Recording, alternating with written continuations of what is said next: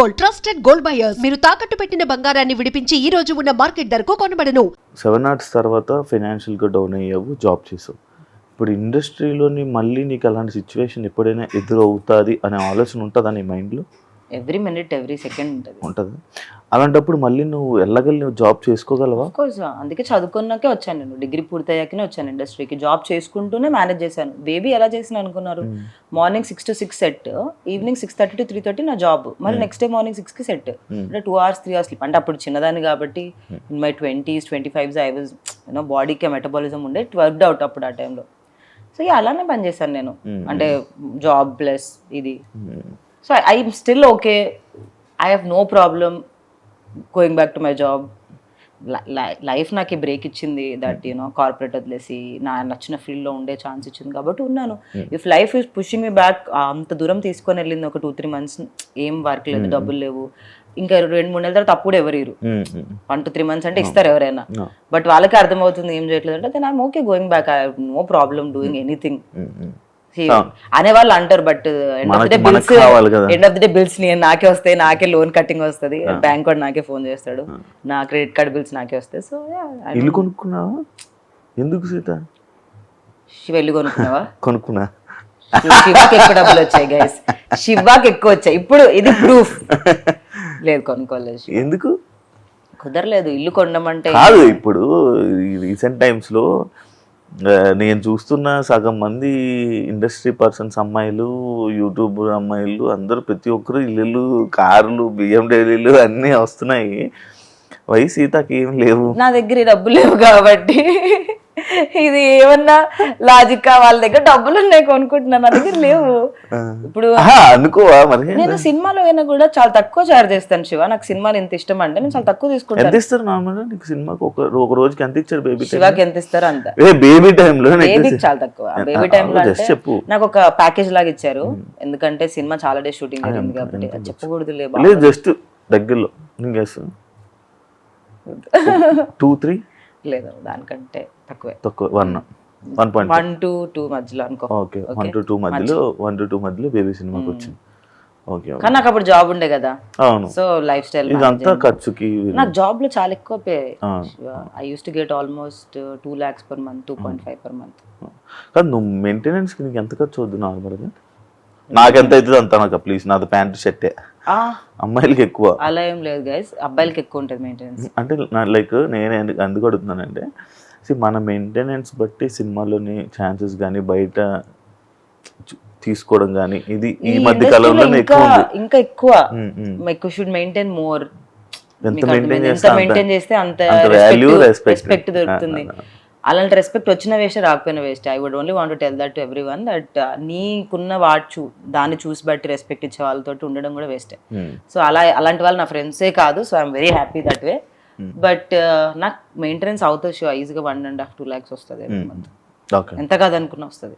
Rent, నా car EMI, my loans అవుతుంది. Before big boss నీ లైఫ్ బాగుందా, ఆఫ్టర్ బిగ్ బాస్ నీ లైఫ్ బాగుందా? ఫినాన్షియల్ గా బిఫోర్ బిగ్ బాస్ బాగుండే, ఎందుకంటే ఎవ్రీ మంత్ ఒక ఫిక్స్డ్ డబ్బులు వచ్చేవి కాబట్టి. నాకు కూడా అలానే ఉండే. ఫినాన్షియల్ గా అప్పుడు బాగుండే. ఇప్పుడు చాలా ఫ్లక్చువేటింగ్ ఇన్కమ్ కాబట్టి బ్రెయిన్ కి ఎలా అయిపోతుంది అంటే, మన నర్వస్ సిస్టమ్ డబ్బులు కాన్స్టెంట్ ఇంత డబ్బులు వచ్చి 10,000 రాని 10,000 పెట్టే ఖర్చు పెడతాం. ఇక్కడ ఒక సంవత్సరం ఒక నెల 5 లక్షలు వస్తుందేమో అని ఖర్చు పెట్టాను, వచ్చే నెల రూపాయి కూడా 2-3 నెలలు.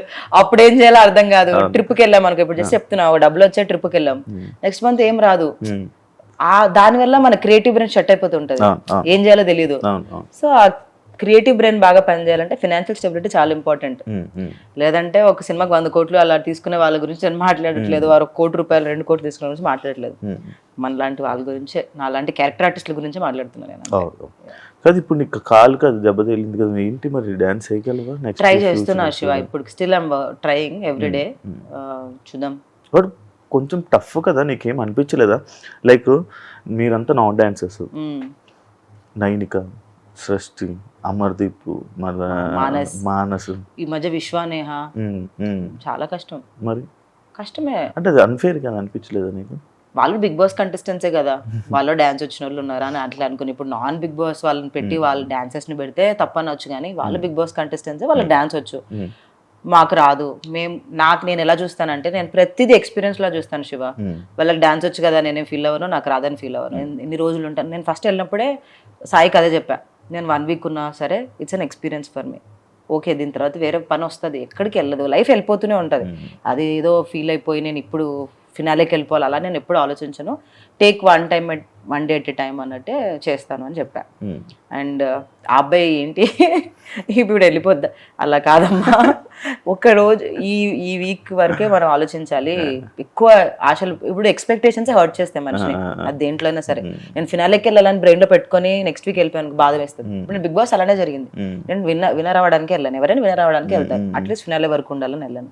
6th వీక్ వచ్చేసాను. ఆ ఎక్స్పెక్టేషన్ నన్ను హర్ట్ చేసింది.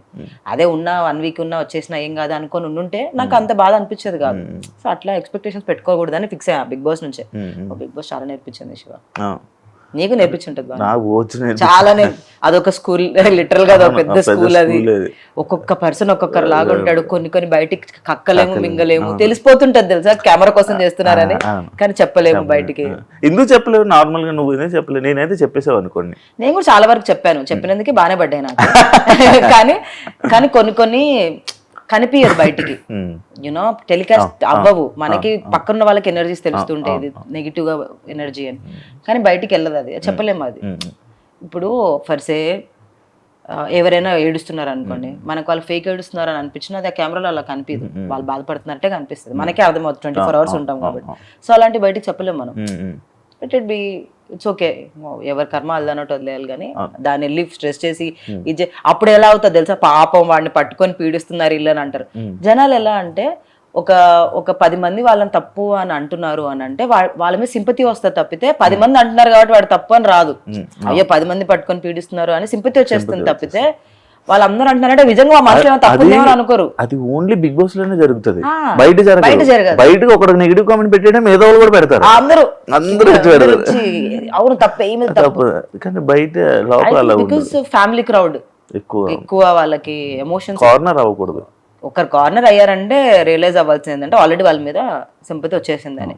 కానీ వాళ్ళు కార్నర్ అవుతున్నారంటే నిజంగా ఆ 14 మందికి ఆ 15 మందికి తెలుస్తుంది what ever is wrong with them అని చెప్పి, కానీ అది బయటికి అర్థం కాదు. టాటూ ఇందాక డిస్టర్బ్ చేస్తుంది ఏంటది? పెద్ద మీనింగ్ ఈ టాటూకి. This is infinity. 1 month అవుతుందా? ఏంటది? సూర్యుడు. So I'll tell you. This is infinity. Number 8, season 8. My Bhagyank is 8. Numerology 8. 8 చాలా universal infinity is తెలుసు కదా, infinity. And 8 నేను season 8 కి వెళ్ళాను. So 8 is a very beautiful number for me. చాలా జరిగాయి నా లైఫ్ లో 8 నెంబర్ రోజు. అంటే చాలా లెసన్స్ నేర్చుకోవడం, రిలేషనల్స్, బ్రేకప్స్ ఆర్ బ్రేకప్స్ మాట్లాడదాం తర్వాత. బ్రేకప్సే వెయిట్ చేస్తాడు శివ. తర్వాత నా స్పిరిచువాలిటీ, నేను అంత స్పిరిచువల్ పర్సన్ కాదు, బట్ సడన్ గా బృందావన్కి వెళ్ళినప్పుడు స్పిరిచువాలిటీ స్టార్ట్ అయింది నాలో. So it started with Krishna. Ultimate is of course అందరికి శివుడే, నాట్ యూ శివ, మనమే Lord Shiva. Universe balance sun and yin and yang theory తెలుసా మీకు? So sun is man, moon is women. It's a balance nature కి. సన్న అబ్బాయి, మూన్ ఇస్ అమ్మాయి. అంటే నిజమే అది రియల్. అంటే అఫ్ కోర్స్ నేచర్, మనమంతా నేచరే కదా. సో అఫ్ కోర్స్ మూన్ ఒక ఇద్దరు పిల్లలు ఎవరు? స్టార్స్ ఏమో, నువ్వు ఒకటి. సో ఆ బ్యాలెన్స్ మెయింటైన్ చేయాలని నేను ఎప్పుడు సింగిల్ గా ఉండిపోతానేమో అని లాస్ట్ ఇయర్ అనుకున్నాను అనమాట. ఎందుకు పెళ్లి అని, I think I'm born to be single, it's okay if I don't find అని. But recently when I got in to connected to Linga Bhairavi recent times లో. లింగ భైరవి ఒక ఈషా ఫౌండేషన్ లో ఒక గాడ్ ఉంటుంది అనమాట. So when I got connected to Linga Bhairavi and I got to understand the nature and all that, I understood that male is also important for the balance. నాలో feminine energies ఎలా ఉంటాయి, అలా masculine energies are important life లో. So I manifested husband in my life. So that's why అంత meaning ఉంది. నేను design చేయించుకున్నాను మరి.